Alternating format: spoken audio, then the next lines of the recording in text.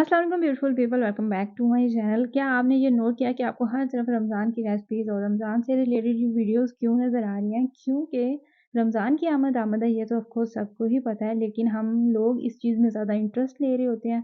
हम लोग इतने एक्साइटेड हो रहे होते हैं और हम देख रहे होते हैं कि अच्छा इसमें बंदी ने किस तरीके से अपनी रमज़ान की तैयारियाँ की। अच्छा हमारा सबका ना घरों का एक अपना स्पेशल वो तरीका होता है। कुछ लोग कुछ चीज़ें बना के फ्रीज़ करते हैं, कुछ लोगों का कुछ स्टाइल होता है और कुछ लोगों का मतलब कि कुछ क्लीनिंग करते हैं, उनकी ये स्पेशल बड़ी रमज़ान की तैयारी होती है। कुछ लोग समोसे बना के फ्रीज़ कर रहे होते हैं, कुछ लोग पराठे बना के फ्रीज़ करते हैं और कुछ लोग चटनियाँ मतलब किस तरह के कबाब और ये वो सारी चीज़ें।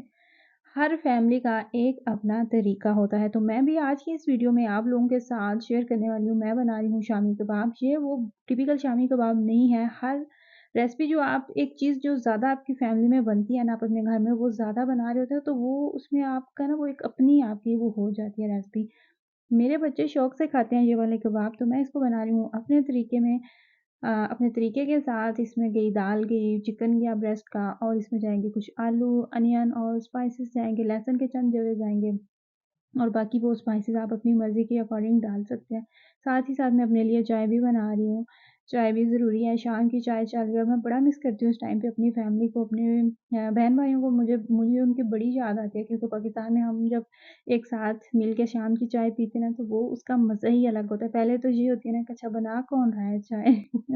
ये एक अलग डिबेट होती है।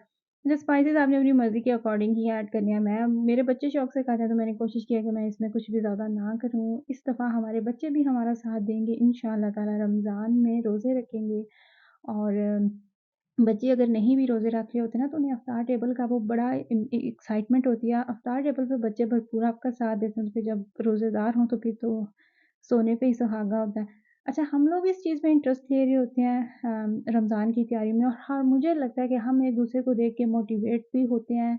हमें हमारे अंदर ये चीज़ भी आती है कि अच्छा उसने तो कर लिया, तो हम भी रमज़ान की थोड़ी-सी ये तैयारी कर लें। जैसे कि मैंने अभी कुछ दिन पहले अपने घर को डीपली क्लीन किया है। अब इसका ये मतलब नहीं कि मैं रमज़ान में करूँगी ही नहीं, ऑफ़ कोर्स मैं रमज़ान में भी करूँगी सफाई। वो सारा प्रोसेस साथ-साथ चलता रहेगा। लेकिन इससे ये हुआ है ना कि वो वाले कोने जिन्हें आप कब से अवॉइड कर रहे थे, वो आपको देख रहे थे और आप चुप-चुप के उन्हें देख रहे थे कि अच्छा इसको भी क्लीन करते हैं, इसको भी करते हैं, तो वो सारी एक दफ़ा तफ़सील से आपकी हो जाती है क्लीनिंग। मैं 1 मंथ पाकिस्तान में भी रह के आई हूँ, तो वो भी मुझे सारी वो करनी थी अपने घर की और फिर मैंने यही सोचा कि अच्छा रमज़ान से बस हिम्मत ही बना रही थी और अब घर वाली जो टेंशन है वो तो मेरी हुई ख़त्म और यहाँ पे मेरे जो छोटे-मोटे से काम है ना, मैंने सोचा कि अब ये भी निपटा लूँ क्योंकि चंद ही दिन बचे हैं। सुनने में तो ये आया कि यहाँ पे 10 या 11 को बनेगा रोज़ा, लेकिन बाकी अल्लाह ताला को पता है कि किस डेट को पहला रोज़ा बनेगा। यहाँ पे तकरीबन इसका काम हो चुका तमाम और चॉपर भी बड़ी मज़े की चीज़ है। अच्छा कुछ लोगों को चॉपर में इस तरह का मसाला जो है वो बारीक किया गया पसंद नहीं आता, कुछ लोग इसको सिलबट्टे पे पीसते हैं। सिलबट्टा तो यहाँ पे नहीं होता लेकिन दौरी और डंडे के साथ भी कूट लेते हैं जो कि बड़ा ही मुश्किल होता है क्योंकि इस टाइम पे मैंने इसके अंदर नमक और मिक्स किया था, मुझे लग रहा था कि इसमें नमक कम है। लेकिन वो जो मैंने ग्लव्स पहना हुआ था ना, वो मेरे साइज़ बड़ा था, तो वो बार-बार उतर रहा था। इस तरह की कुछ चीज़ें होती हैं जो कि टाइम टेकिंग होती हैं और रोज़े के साथ आपकी इतनी हिम्मत भी नहीं होती और हम चाह भी रहे होते हैं कि हम ज़्यादा से ज़्यादा टाइम अपनी इबादत में स्पेंड करें और फिर ये भी चाह रहे होते हैं कि इफ्तार की टेबल जो है वो भी थोड़ी-सी सजी होनी चाहिए, उसपे भी खाने नज़र आने चाहिए। तो उस लिहाज से ये फिर बेस्ट रहता है कि अगर आप पहले ही कुछ इस तरह की चीज़ें बना के रख लें। अब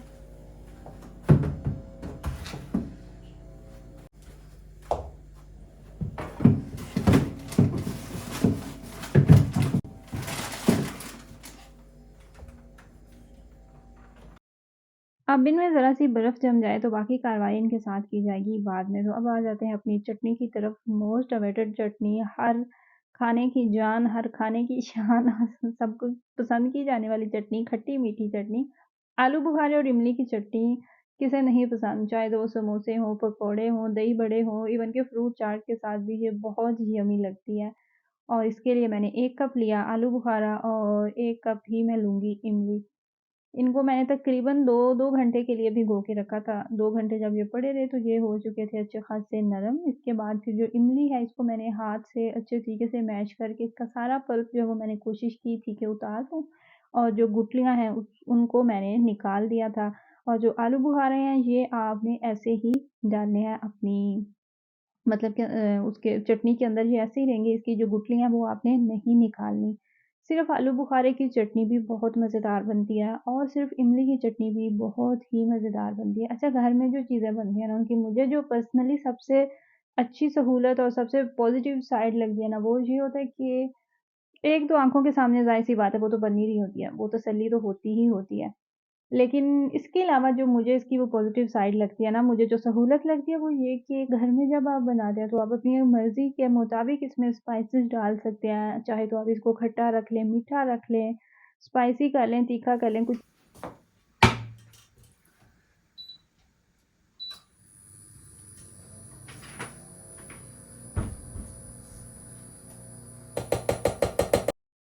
जिस तरह का चाहें आप अपने टेस्ट के अकॉर्डिंग इसमें मसाले जो हैं वो डाल सकते हैं। अच्छा, मेरा ये जो स्टोव है ना ये है इंडक्शन स्टोव और लेटेस्ट नहीं इंडक्शन स्टोव पाकिस्तान में या अभी भी बहुत से ऐसी मुझे लगता है कि लोग हैं जिन्हें अभी नहीं पता इंडक्शन स्टोव का भी।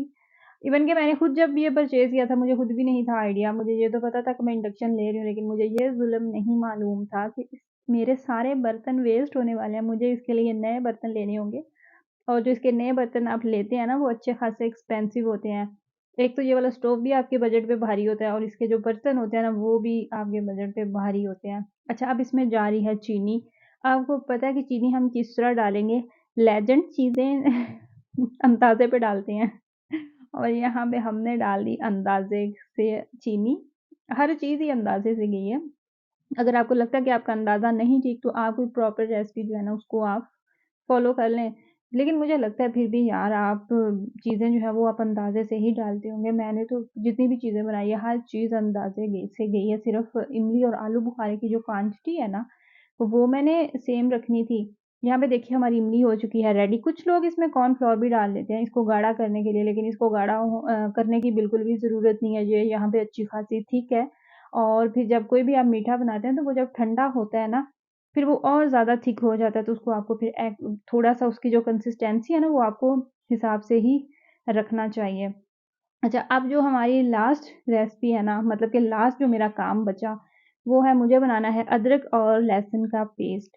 तो इसके लिए मैंने लिया लहसुन जो है वो मैंने लिया था 350 ग्राम और जो मैंने अदरक लिया था वो मैंने लिया था 250 ग्राम। इसको मैंने स्केल के ऊपर इसकी वो मेज़रमेंट मैंने ले ली कि ताकि इनका वज़न जो है ना वो रहे सेम और इसको फिर मैजिक किया और बस चुटकी बजाई तो खुद ही वो छिल के सामने आ गया सारा सामान। बिल्कुल भी मैंने ज़्यादा टाइम नहीं लगाया था, बिल्कुल भी उँगलियाँ नहीं दुख रही थी और बस अब इसको भी बनाना है पेस्ट। इसको भी हर मतलब कि अगर आप रेसिपीज़ देखते हैं ना तो डिफरेंट इसकी रेसिपीज़ हैं।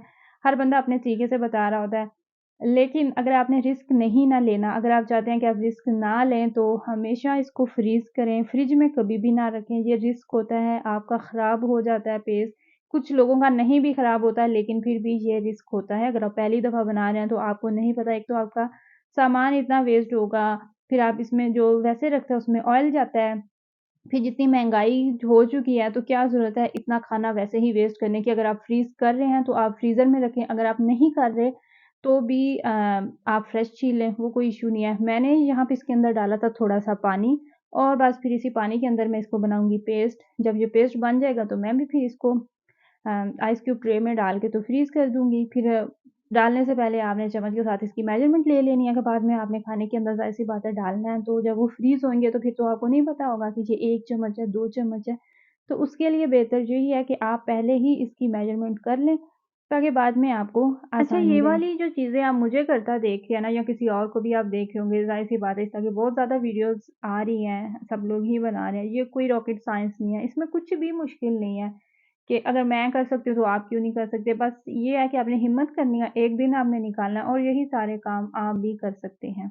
बस इसकी शर्त यही है कि अगर घर में जो कोई चीज़ें नहीं है वो आपको बाज़ार से लेके आना पड़ेंगी, फिर आपको थोड़ी-सी मेहनत करना पड़ेगी, हिम्मत लेना पड़ेगी, एक दिन आपको इसकी नज़र करना पड़ेगा और थोड़ा-सा थकना पड़ेगा। लेकिन यकीन करें ये थोड़ा-सा एक दिन का थकना जो है ना, ये बाद में आपको बड़ा रिलैक्स कर देता है, बाद में वो काम आप बड़े आसानी से कर रहे होते हैं। अच्छा इवन कि लोग जो है ना वो सालन बनाने के लिए जो मसाला हम बनाते हैं प्याज़ का या प्रॉपर जो नमक मिर्च डाल के, वो भी लोगों ने फ्रीज़ किए होते हैं। इवन के पेड़े बना के, रोटियाँ बना के भी लोग फ्रीज़ कर रहे होते हैं। तो मुझे लगता है कि वो जिन लोगों की ये आदत है, जो लोग ये रूटीन फ़ॉलो करते हैं, आप सोचें वो कितने मज़े में रहते होंगे, उनके लिए कितनी आसानी होगी कि झटपट से मसाला निकाला और अपना सालन तैयार कर लिया और ना पेड़े बनाने का झंझट, ना आटा गूँथने का झंझट, तो बस डायरेक्ट रोटी निकाली और उसको सेंक लिया। मैंने खुद तो ख़ैर कभी नहीं ट्राई किया, लेकिन दूसरों को देख देख के ना तो मैं उनकी एक तो क्रिएटिविटी जो है उसको एप्रिशिएट कर रही होती हूँ और फिर बाद में सोच रही होती हूँ कि कितना ये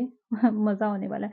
अच्छा चटनी जो है ना इसको आपने एयर टाइट जार में रखना है, फ्रिज में रखना है, आपने इसको बिल्कुल भी रिस्क नहीं लेना और जो इस बर्तन में आप डाल रहे हैं उसमें वो बिल्कुल ड्राई होना चाहिए। बाद में भी आपने इसके अंदर जूठा बर्तन नहीं मतलब चम्मच नहीं ऐसी डालनी, इसमें पानी का कतरा नहीं जाए वरना आपकी सारी मेहनत जो है ना वो हो जाएगी वेस्ट। तो ये थोड़ा-सा ख़्याल रखना और आपकी चटनी जो है ना 1 महीना तो ये कहीं नहीं जाती। और मुझे लगता है जितनी ये मज़ेदार बनती है ना 1 महीने से पहले ही इसका सफाया हो जाएगा। यहाँ पे जो हमने कबाब बना के रखे थे उनमें भी बर्फ़ जम चुकी है, अब ये भी जाएँगे साइड पे और ज़िप-लॉक बैग मैंने रखे हुए हैं, उसके अंदर मैं इनकी फिलिंग करूँगी और फिर बस ये भी हमारे फ्रीज़र में और आराम से हमारा बाद में काफ़ी ज़्यादा टाइम इनसे निकल जाएगा। और सेम ऐसे ही अदरक, लहसुन का पेस्ट जो है, उनमें भी बर्फ़ जम चुकी है, अब उसकी बारी है, उसमें से भी सारे निकाल के तो मैं इसी तरह ज़िप-लॉक बैग में डाल के तो फ्रीज़र में रख दूँगी, ये भी मेरी टेंशन ख़त्म।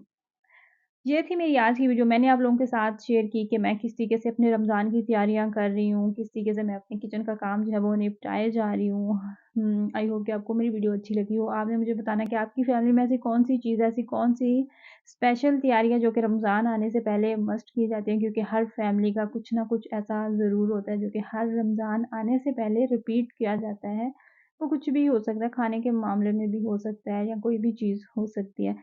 तो ये मेरा तरीका था, ये मेरा स्टाइल है। आई होप कि आपको मेरी वीडियो अच्छी लगी हो और ये बस इसी तरह अगर आपके पास ये वाले पैकेट नहीं है तो आप कोई भी बर्तन ले लें जो कि फ्रीज़र में जा सकता हो क्योंकि हम मोस्टली ऐसा करते हैं। मैंने खुद बड़ी दफ़ा ऐसा किया कि जो फ्रीज़र के वाले बर्तन नहीं थे, जिनमें इतनी कैपेसिटी नहीं थी कि वो इतनी वो ठंड बर्दाश्त कर सकें, बड़े बर्तन मैंने ख़राब किए तो अब मैं सीख चुकी हूँ। आई होप कि आपको मेरी वीडियो अच्छी लगी हो। दुआओं में याद रखिएगा। अल्लाह हाफ़िज़।